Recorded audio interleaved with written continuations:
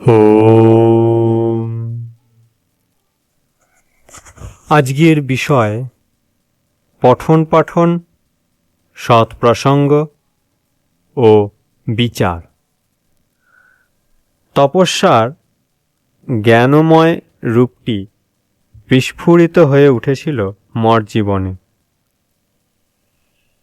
তৈত্তিরীয় উপনিষদ ভাষ্যে আচার্য শঙ্কর বলেছেন, তপঃ ইতি জ্ঞানম উচ্যতে। গীতামুখে শ্রীকৃষ্ণের নির্দেশ, বেদ অধ্যয়ন ও শাস্ত্রাভ্যাসই বাচিক তপস্যা। শাস্ত্রাদির পাঠ, বিচার, প্রশ্নোত্তর দান ইত্যাদির মাধ্যমে বিদ্যাচর্চা মঠ জীবনকে পরিপুষ্ট করেছিল।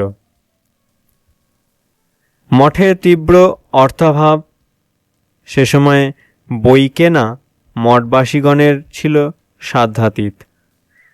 হিতাকাঙ্ক্ষী প্রমোদাদাস মিত্র, গিরিশচন্দ্র ঘোষ প্রমুখ বিদ্যোৎসাহীগণ বই সরবরাহ করতেন।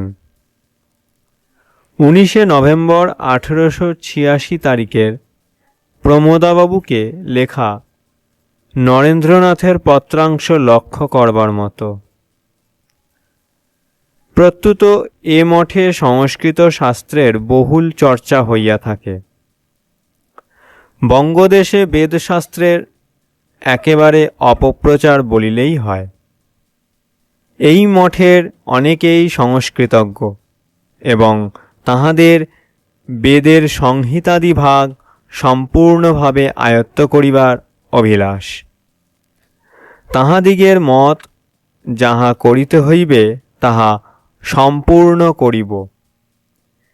এই মঠে অতি তীক্ষ্ণ বুদ্ধি, মেধাবী ও অধ্যয়নশীল ব্যক্তির অভাব নাই। দানাদের ঘরের দক্ষিণ দিকের দেওয়ালে কয়েকটি তাকে এবং একটি চৌকির ওপর সংগৃহীত বইগুলি রাখা হতো। এই গ্রন্থাগারের 35খানি বই বর্তমানে বেলুড় মঠের সংগ্রহশালায় সংরক্ষিত হয়েছে। তার মধ্যে রয়েছে শ্রীরামকৃষ্ণ ব্যবহৃত মুক্তি এবং তাহার সাধন বইখানি। পঠন পাঠন, সৎপ্রসঙ্গ ও বিচার নিয়ে মঠের পোড়ো বাড়ি যেন গম গম করত। বলাই বাহুল্য, এ বিষয়ে অগ্রণী ছিলেন নরেন্দ্রনাথ ঠাকুর। শ্রীরামকৃষ্ণের কথা, বেদ বেদান্তের তত্ত্ব, এই সকল আলোচনা হতো। মঠবাসীগণের মধ্যে কয়েকজনের পঠন পাঠনের আগ্রহ ছিল খুবই বেশি। নির্জনে ধ্যান ধারণা ও পাঠাদি করবার জন্য কালীপ্রসাদ মঠের সর্বদক্ষিণের ঘরটিতে দরজা বন্ধ করে অতিবাহিত করতেন। ঘরটির নাম হয়েছিল কালী তপস্বীর ঘর। একবার অভিযোগ ওঠে, কালীপ্রসাদ অধ্যয়নাদিতেই সময় কাটাচ্ছেন এবং মঠের কাজকর্মতে কোনো সাহায্য করছেন না। কথা নরেন্দ্রনাথের কানে ওঠে। তিনি কালীপ্রসাদকে সমর্থন করে বলেন, তোদের একটা ভাই যদি পড়াশুনো নিয়েই থাকে তো এত গাত্রদাহ কেন? নিয়ে আয়, তোদের কত হান্ডা বাসন আছে, আমি একাই মেজে দেব। এই কথা বলে তিনি নিজে কাজে নামতেই সমালোচনা থেমে গেল। কালীপ্রসাদ ছাড়া নরেন্দ্রনাথ, শরৎ, শশী, তারক, হরি ও সারদা প্রসন্ন অধ্যয়নাদিতে ঝুঁকে পড়েছিলেন। এদের পড়াশোনায় প্রবল আগ্রহ তাপস লাটুও পছন্দ করতেন না। একদিন তিনি শরৎকে জিজ্ঞাসা করে বসলেন, হাঁ রে, তোরা এত পড়াশোনা করিস কেন? স্কুল কলেজ ছেড়ে দিয়ে আবার গাদা গাদা বই পড়িস। তোদের কি পাশের পোড়া পড়েছে?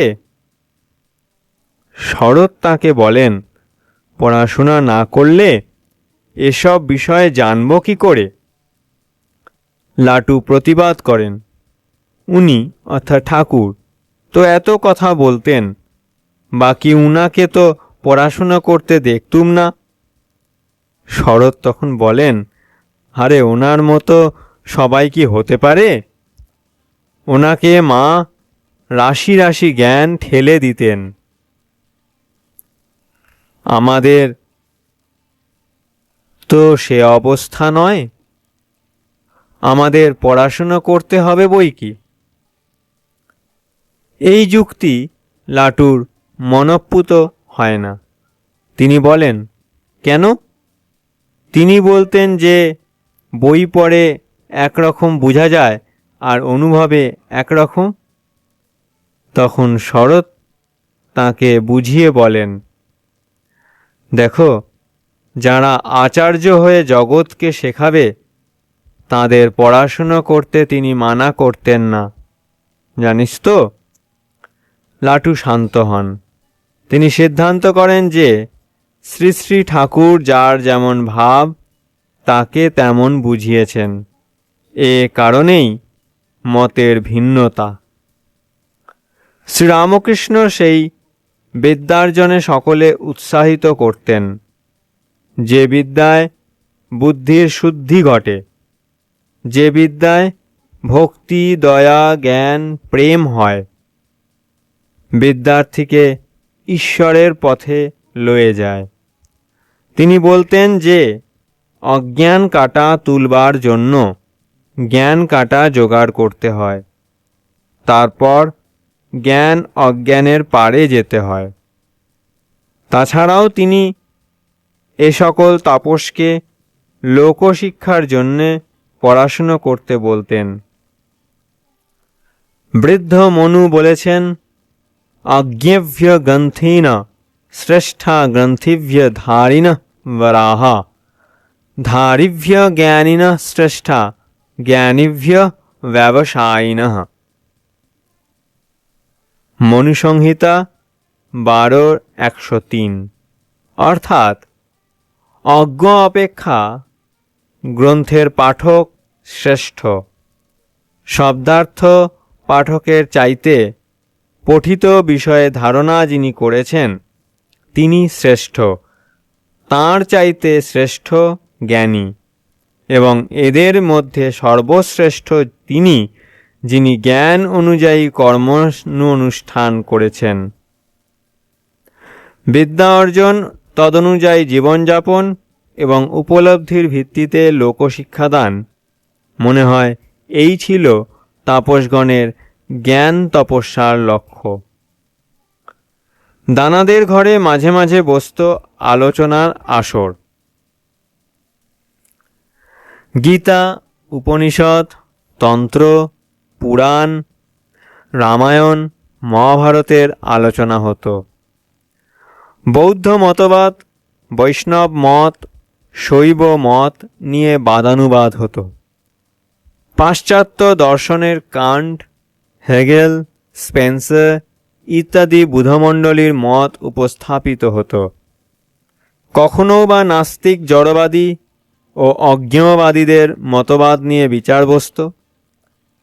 আলোচনায় গুরুত্ব পেত সাংখ্য, ন্যায়, বৈশেষিক, যোগ, মীমাংসা ও বেদান্ত, এই ষড়দর্শন। আলোচনা আসরের মধ্যমণি ছিলেন তীক্ষ্ণধী ও বাকপটু নরেন্দ্রনাথ। তাঁর প্রতিপক্ষে দাঁড়াতেন গুরুভাইদের মধ্যে কালীপ্রসাদ প্রমুখ কেউ কেউ।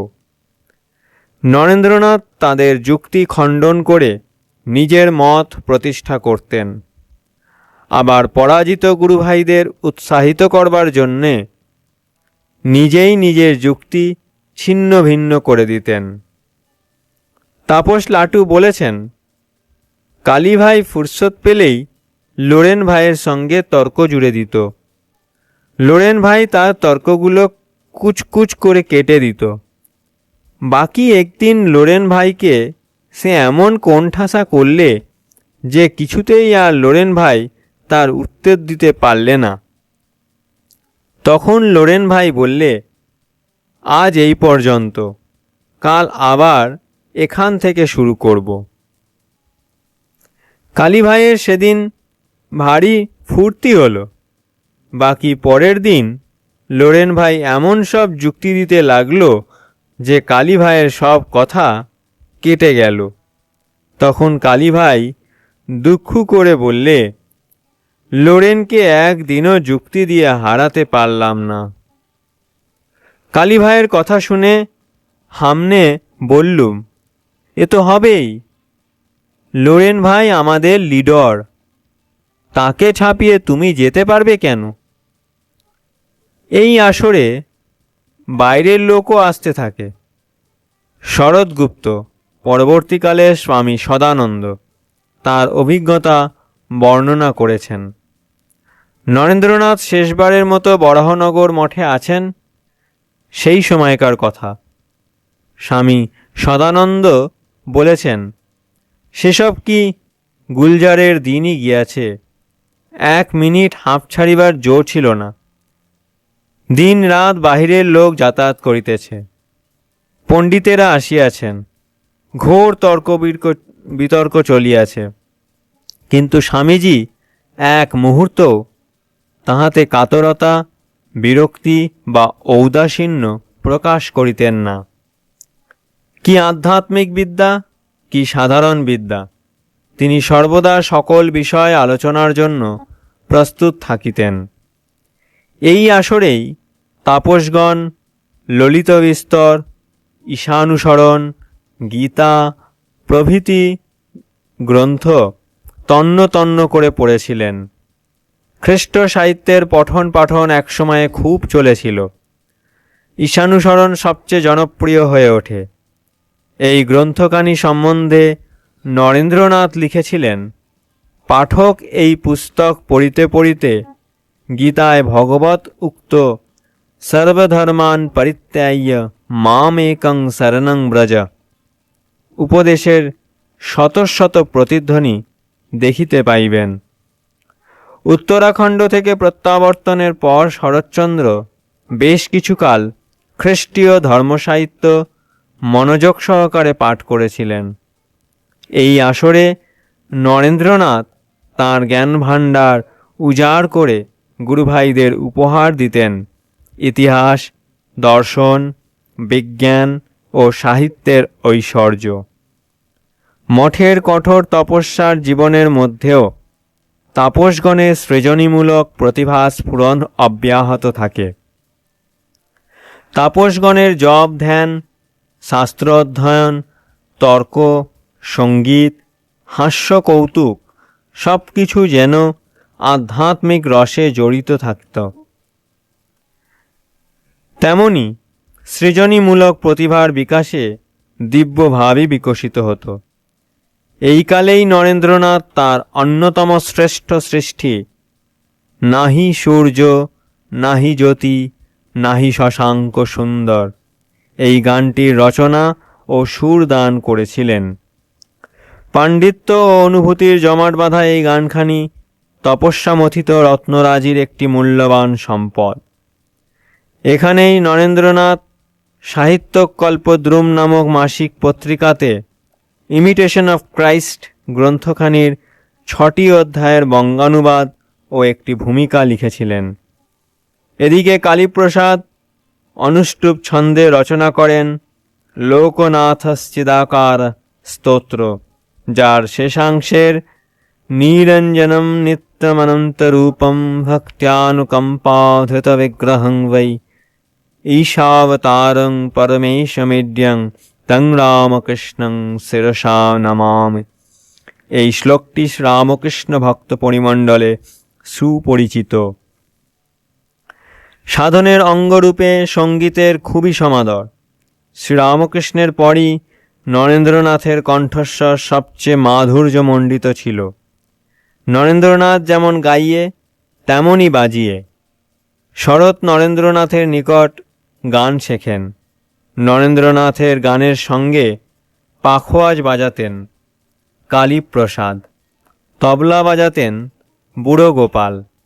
তারকনাথও গান গাইতেন। সমবেত ভজন কীর্তনে যোগদান করতেন প্রায় সকল তাপস। কখনো বা তাঁরা সংকীর্তন ও নৃত্যে যোগদান করতেন। ভাঙা বাড়ি কেঁপে উঠত। কয়েকটি মুহূর্ত উদাহরণস্বরূপ স্মরণ করা যেতে পারে। ব্রাহ্ম মুহূর্তে নরেন্দ্রনাথ মঠের ভাইদের উদ্দেশ্যে গান ধরেছেন। জাগো সকলে অমৃতের অধিকারী, এই গানটি। কখনো বা মঠের ভাইয়েরা নরেন্দ্র রচিত তাথইয়া তাথইয়া নাচে ভোলা গানটি ধরে নৃত্য করেছেন। কখনো বা তারকনাথ বিরহের গান ধরেছেন, হরি গেল মধুপুরী হাম কুলবালা, বিপথ পড়ল সেই মালতীর মালা। তাপস কালীকৃষ্ণ লিখেছেন, তারক মহারাজ কখনো কখনো বায়াটা নিয়ে আপনার ভাবে একলা গাইতেন ও নাচতেন। তার গলা খুব মিষ্টি ছিল। রাত্রে শরৎ তার মেয়েলি কণ্ঠে ধ্রুপদ গাইছেন। পাড়ার ছিদ্রান্বেষী কয়েকজন উপস্থিত হয়েছেন মঠে স্ত্রীলোক নিয়ে ব্যভিচারের অনুসন্ধান করতে। গানের রাজা নরেন্দ্রনাথ সুর লহরী তুলে সকলকে মুগ্ধ করেছেন। রাতে ছাদে বসে তাপসগণ সমবেত ভজনে মেতেছেন। আবার কখনো বা দুপুরে কয়েক ঘন্টা ধরে হরিনাম সংকীর্তন করেছেন।